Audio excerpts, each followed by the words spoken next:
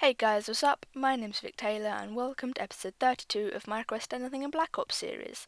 Today we are going to be doing a request made by the Doctor and Justin Clark 58, which is a knife and tomahawk only match with Scavenger. Now, personally, before I had tried to do this request, the only knifing that I had done was on Gun Game, and as I'm sure you will agree, knifing on wager matches in general and then going on to multiplayer and trying to do it, and I'm so glad that kid is shit. I was really down there unless that kid was bad. But they are two completely different animals. For one, wager matches, the maps are much smaller, more compact.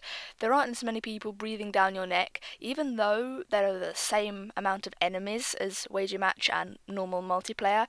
They don't feel as many when you're in a wager match. I don't know. Probably it's the smaller maps. You can work your way around it much quicker, it's much easier to do, and you're not going to be fucked over. And then you jump into multiplayer, and like that. I mean, people pop up behind you, people flank, people are much more intelligent in multiplayer than they are in wager matches. At least that's what I've come across. It's been actually a long time since I've played wager matches for serious, as it were, try hard, because so often I just go in there with my friends and have a good laugh and mess about.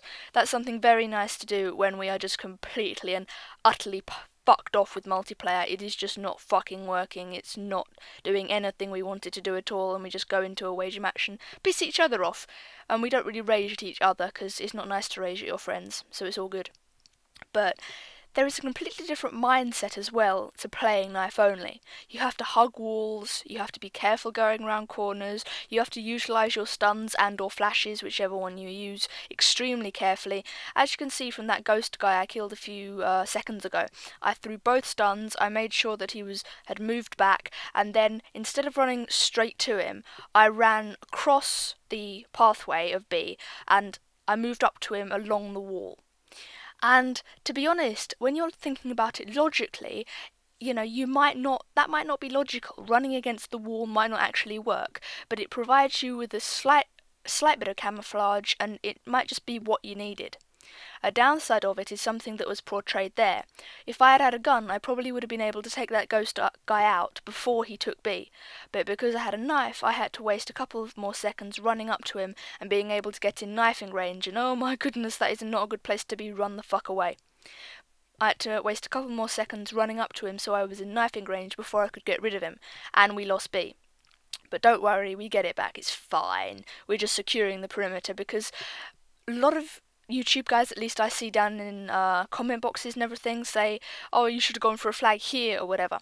But the most often thing that I have to reply to that is that you have to have map control. Even my crosshairs are right fucking on him, that annoys me immensely. But you have to have map control before you go for the B flag. If you don't have map control, if you haven't got the enemy right pushed back into their spawn, then they are going to come and you are going to get in a gunfight that you are not confident enough to win. If you're prone on a flag, you are at a disadvantage, because you can only look in one, maybe two directions at once. The enemy has the advantage that they can come from any direction. They can do anything, and as you can see here, I'm utilising my stuns, and this kid doesn't know what's coming, but apparently the kill gets stolen, which is a great shame. I fucking hate whoever stole that kill off me. But yeah, so overall, I did like knifing, and I don't start off too well in this game, and it doesn't end with an overall great KD, it's only 24 in 10. But I decided to use this gameplay because I really enjoyed playing it. I looked back at the recording, and I seemed to make a lot of intelligent decisions in me hugging walls, utilising stuns, etc, etc. And I hit some really, really nice shots towards the end, with both my Tomahawk and my shooting of the ballistic knife. I hit some really shots that I'm happy with and that I freaked out slightly while I was in game. And to be honest, if I freak out at something in game and I go back in theatre mode and it's not just completely lame and I was being sad, then I probably will use it and record. I mean, I got my first collateral with a sniper. I don't know if I mentioned this, but I got my first collateral with a sniper on a Ray once with an L96 about a week and a half ago, and I'm probably never going to use it, but I recorded it just for the shits and giggles because I felt like I could climb Mount Everest and go through all the versions in the world at that point, and I have mentioned it because I used that same line the time that I mentioned it previously, so don't mind me.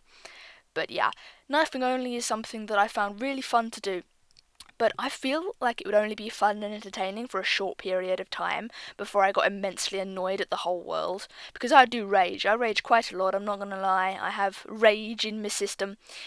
And doing one thing constantly and consistently for an entire night, usually 4 or 5 hours of playing, it gets boring and it gets frustrating because usually there's one or two things about a setup that I cannot get used to that continually fuck me over, and I can't adapt to them in one night of playing. I don't know why, but it takes time for me to adapt to something, and that's fine because usually I have time. But doing an entire night of playing and not being able to adapt to something annoys me. And I will get annoyed and pissed off and angry, and I will eventually rage quit. And I don't want that because rage quitting makes everyone sad. It makes kittens cry and puppies weep. Apparently, I don't know. But I feel like I could do it, I don't know, once, twice, maybe a night. Probably wouldn't do it over a long period of time, like a month or whatever. I'd probably just say fuck it and go with my normal shit. And I have no understanding of how people actually have knifing accounts, because there is a guy in this match playing with me called Silent Steel, and he has a knifing account. That is his knifing account, and he actually is pretty good at it. He's got over a 1 KD, and on his shooting account he's got over a 3.5 KD, which just makes me quake a little. I'm nearing a 2 KD, but that just makes me ooh slightly. But I couldn't do it for a long period of time. Definitely not. But overall I did find the distraction fun, I guess. And I think that is a reason why I enjoy the random classes so much and do it so consistently, because playing just one game with a certain loadout and just, doing that, going ham or going shit, either way, you go ham with a random class, you feel really good about yourself, and if you don't play another game with it, then you don't have the opportunity to fuck up, and you don't have the opportunity to ruin the high. And if you do really shit with it, well, you can move on to another one, you don't have to dwell on it.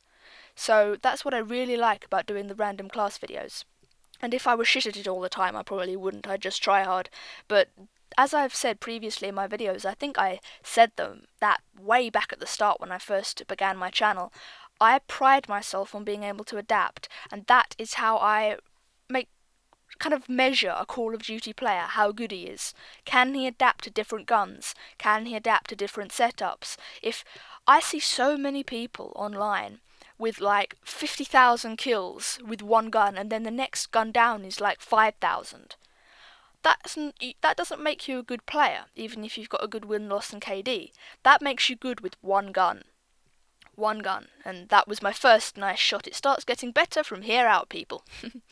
But yeah, I get really annoyed when I see, these people who haven't adapted, and I probably shouldn't get annoyed because you can play with whatever the fuck you want as long as it doesn't get in my way, to be honest. I mean, I will complain about shit if it annoys me.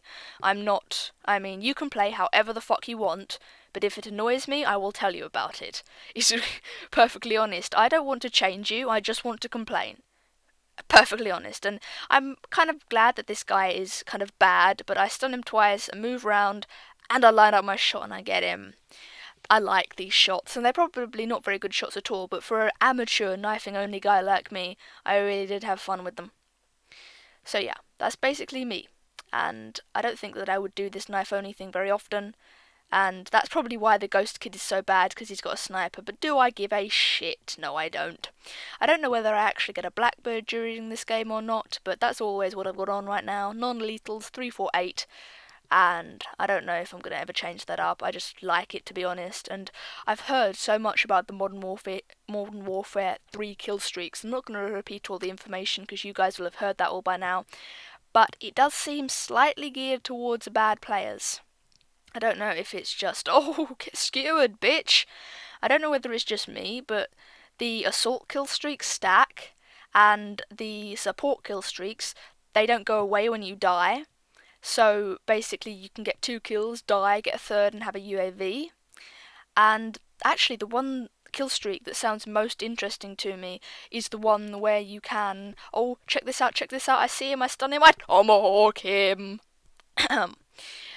The ones that allow you to get more perks. I think that would be really interesting to try out. I don't know whether it's actually going to be worth anything or last, but that is something that I am definitely going to have a go at. That sounds really, really fun and entertaining and quite amusing to use, I feel, and it could really help your game. But Overall, Modern Warfare 3 has its pros and cons already inside my head, and I really want it to be a good game. I cannot put across to you how much I want it to be a good game, and I want it to work, and I want me to be good at it. I, because if I'm not good at it, then it doesn't matter to me if it's a good game or not, because I'm shit. But if you play the game enough, at least me personally, because I see some people who have like a couple of months played and they're still shit. But if I play a game enough, I will get decent at it. Because when I started this game off, it was the first-person shooter that I have ever played in my life. I was a .4 KD player who used the famous Ghost and Second Chance. Now look at me, is basically what I'm saying. I'm basically getting you to suck my dick and skewer! And if you can't do that, well, you can't be in the Team Taylor Club, to be perfectly honest. But yes, that some really nice shots. I really am enjoying watching this gameplay. That's probably really arrogant of me, but do I care? No, I don't give a shit. But the final thing, Scavenger, I probably would prefer lightweight because I can deal with having to manually pick up my Tomahawks and Ballistic knives, but that's the only thing about it. Lightweight gives you that extra speed, that extra bit of commando lunginess that you can really compare to, and I would just prefer that, to be honest. I don't think that it would have saved my life any time in this gameplay, but overall, if you want to be doing only knifing, you either want Ghost or lightweight, because Ghost, you're going to have to flank from behind people at some point, and Ghost does have the advantage of being able to do that. So I do hope you enjoyed this gameplay. If you have something that you want me to do in Black Ops, please tell me about it, and I will see you guys tomorrow. Hope you enjoyed, and peace.